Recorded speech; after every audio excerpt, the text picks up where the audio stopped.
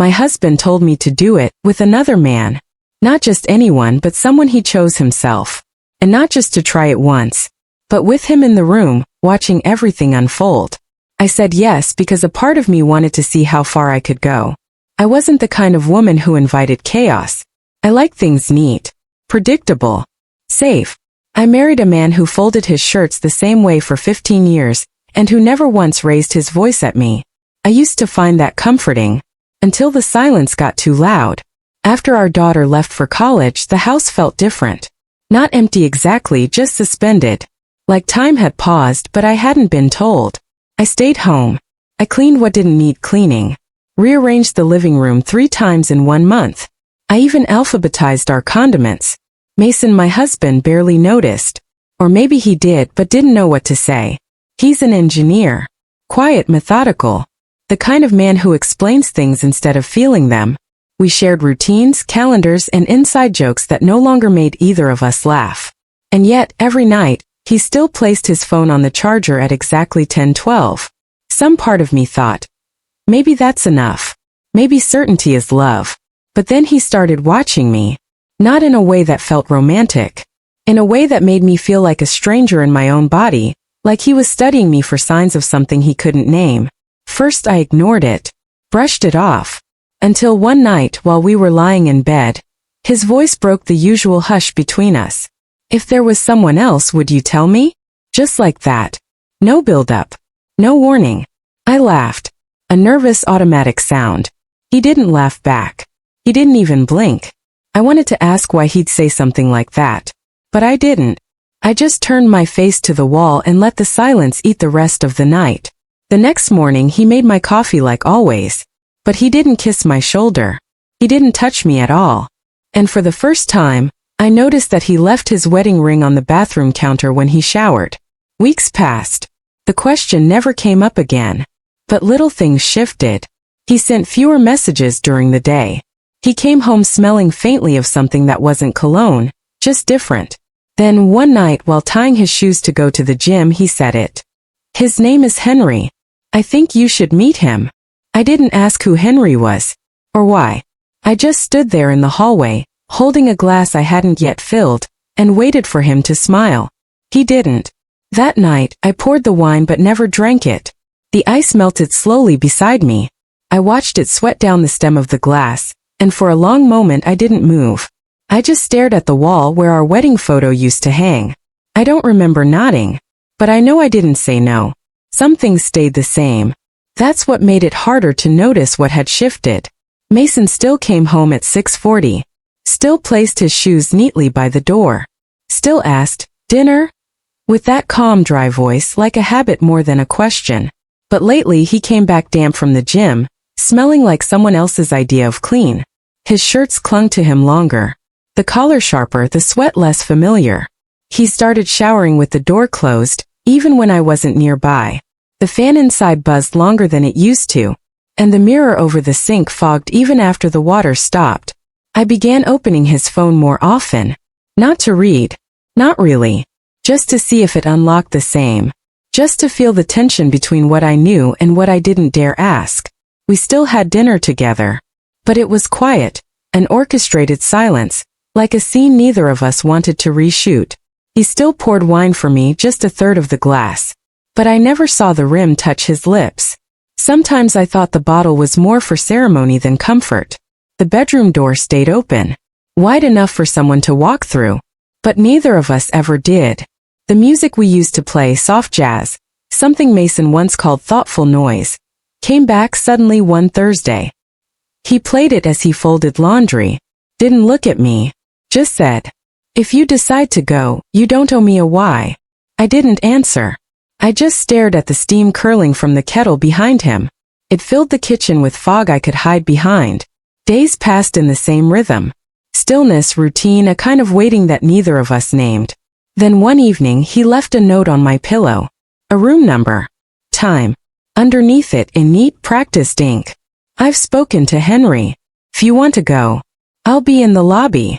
No signature. But the handwriting was more familiar than my own name. I stood in front of the closet longer than necessary. Tried on 3 dresses. None of them felt like me, but one didn't fight back. Black, plain, long-sleeved. A dress that didn't ask questions. I didn't put on perfume. I didn't touch my lipstick. But I did check the lock on the front door twice before I left. In the elevator, the mirrored walls caught too much of me.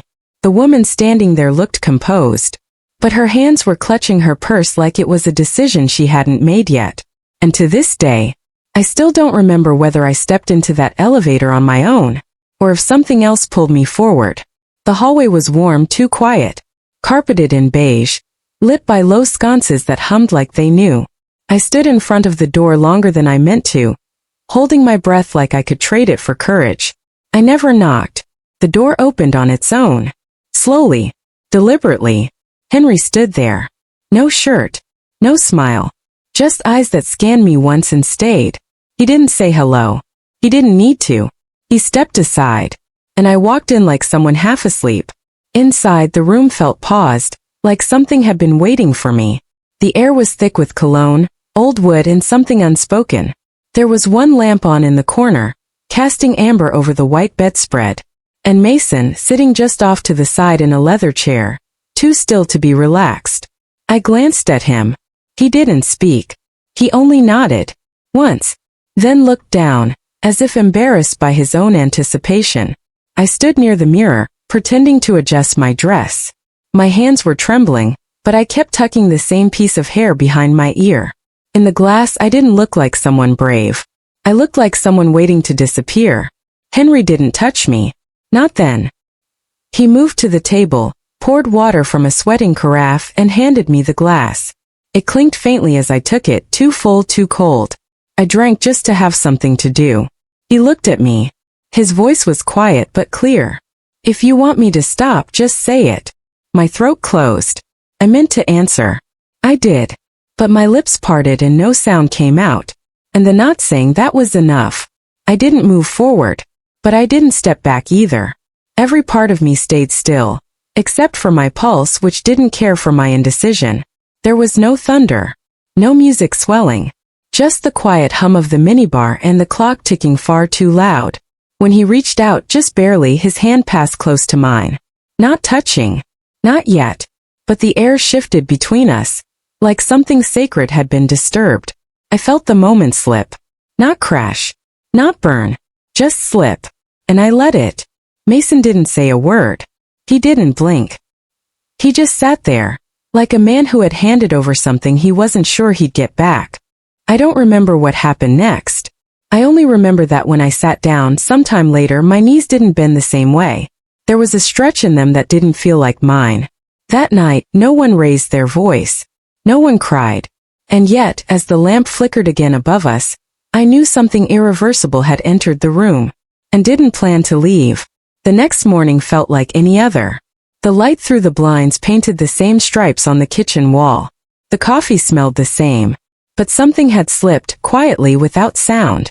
Mason was already at the counter, whisking eggs like always. He placed a plate in front of me. No eye contact. Then asked without looking up, "Are you tired?" I smiled. Not because I meant it, but because I didn't know how to say, "I don't know what I am." He leaned in, kissed my forehead. Same gesture. Same warmth. But it didn't land the same. That kiss felt procedural. Like he was checking off a box he'd created for himself. That afternoon a text arrived. Just an address. No explanation. The place was quiet. Private. Not a hotel this time. An Airbnb tucked between two apartment buildings, with white sheets and a reed diffuser that smelled like citrus and control. Henry was already there. He stood near the window, backlit, not moving. When he turned, he didn't say anything. And I didn't need him to. Mason had set it up. He said he wouldn't come this time. But I didn't believe him. I half expected to find him in the next room, or watching through a screen I couldn't see. We didn't talk much, Henry and I. But the quiet between us became familiar. Like the air had learned to hold things neither of us knew how to name. By the third visit, I noticed I walked differently. Not just physically, but in the way I entered a room. Less hesitation. More permission. Mason never asked how it went. He just opened the door when I came home. Still made dinner. Still sat across from me with his napkin folded neatly. Still kissed my forehead before bed. That kiss again. Always the forehead. Always the same pressure. But now I flinched, not outwardly, but somewhere in the chest, deep enough that even I couldn't name it. He never asked me to stop. Never asked if I liked it. He only said once, "You seem clearer." I didn't ask what he meant. Maybe I didn't want to know. The next time I met Henry, the room smelled like lavender. The lights were dimmer. There were 2 glasses of wine already poured. Only one was touched. I didn't ask who drank first. And when he leaned slightly closer than before, I didn't move. Not away. Not forward. I just breathed in, slow and unsure. Later that night, in the quiet after, I lay awake next to Mason. He was facing the wall, his back steady, his breathing even. But something about the rhythm felt deliberate. Measured. Like he was making sure I heard it. I listened. Not because I needed reassurance, but because I wasn't sure if the sound was real, or if it was just something he wanted me to believe in. I didn't expect it to keep going. But it did. Quietly. Almost politely. At first, Henry's messages were simple. "Are you okay?" Then a week later, "I've been thinking about you." Followed by a pause. A silence I filled with my own thoughts. Then, "Can we meet?" Then, "Just the 2 of us." I read it 3 times. Not because I didn't understand, but because I didn't know if I still needed permission. I didn't tell Mason. That was the first time. The first real lie. The hotel was discreet. No check-in counter. No keycards. Just a code on the door Henry had sent me that morning. I remember how my hand shook as I typed it in. Not from nerves, but from how quiet it all felt. Henry didn't say much. He opened the door. Stepped aside. Let me pass. Didn't touch me. Didn't need to. There was no music. No wine. No story to tell ourselves. And I didn't stop it. Not because I didn't care, but because a part of me wanted to know if this was still me, or if I had already become someone else. Later I would think back and wonder if the door ever truly closed, if it had made a sound, or if it simply gave in like I did. That night, I went home and crawled into bed beside Mason. He didn't ask where I'd been. He was awake. I could tell by the way his body stayed still. Still like someone bracing for impact. We didn't speak. We hadn't really spoken in days. Just the bare minimum. Dinner. Dishes. Weather. But I noticed things. He no longer kissed my forehead in the morning. Or if he did, it felt performed. The warmth had gone out of it. Once I woke up to find him watching me. Not lovingly. Not angrily. Just watching. Like trying to solve a puzzle with missing pieces. Henry texted more. Mason said less. And somehow I became more fluent in both silences. The second time I met Henry, I didn't even hesitate. I chose my own time. My own place. I picked a hotel that had thicker curtains. I didn't tell Mason. And I didn't wait for his approval. It wasn't rebellion. It wasn't freedom either. It was something in between. A quiet falling away. We still shared a bed. But it felt like a habit now, not a choice. Once Mason asked without looking at me, "Do you love him?" I paused. Not to think, but to check if I could lie. I couldn't. So I bowed my head. And he said, "That's enough." I don't know what he meant. Whether it was the end, or just the moment he finally stopped holding on. But I remember the quiet. And how, for the first time, it wasn't peaceful. I woke up to silence. Not the kind you notice, but the kind that fills a space before you realize something's missing. The other side of the bed was cold. Not freshly cold. Cold like time had passed. The room smelled faintly of his cologne, mixed with something sharper, absence maybe. On the table there was a folded piece of paper. No envelope. No signature. Just his handwriting, unmistakably his. I thought I could share you. I believed somehow we were strong enough. But I was wrong. I can no longer feel you when I hold you. I hope you find what I couldn't give. I read it once. Then again. And again, even though the words never changed. I didn't cry. Not then. Not yet.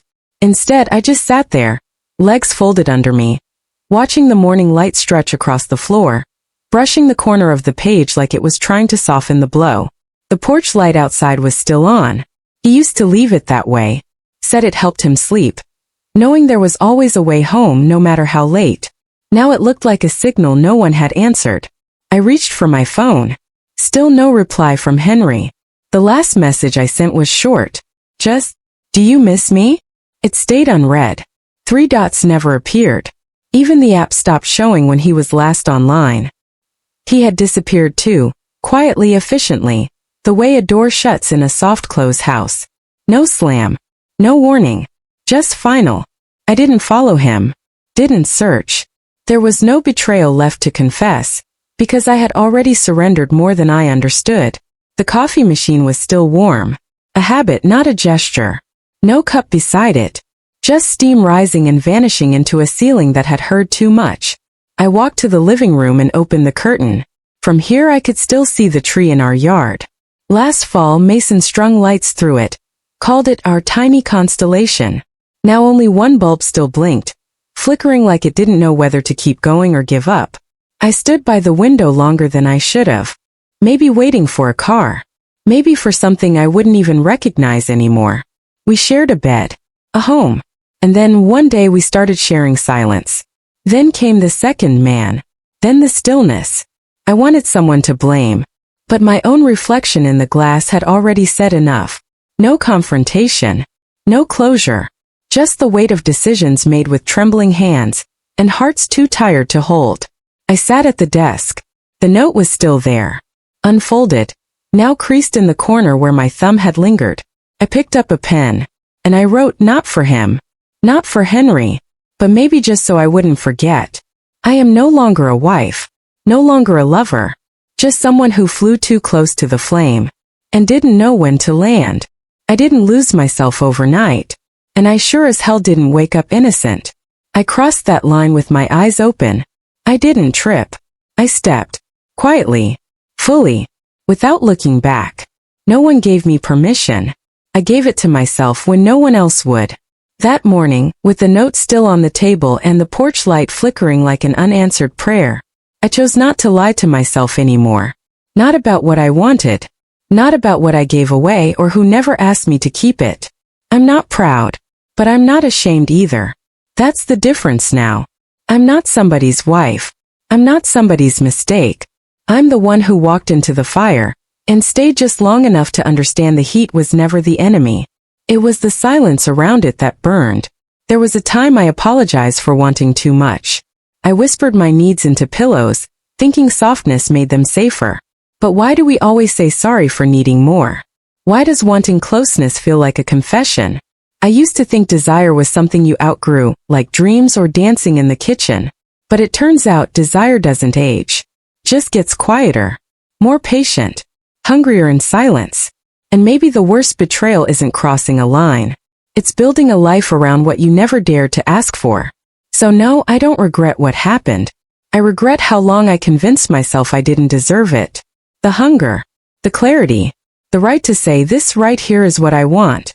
If any part of this story made you pause even just for a breath, if you saw a piece of yourself in the stillness between two people who once knew how to reach for each other, then leave a like. Not for me. For the version of you who's still waiting to speak. And if you've ever sat in the dark, porch light on, wondering if someone would come back, maybe share this story. Quiet stories deserve to be heard too. I never told anyone about that night. But maybe he knew anyway. And maybe that's why he never came back.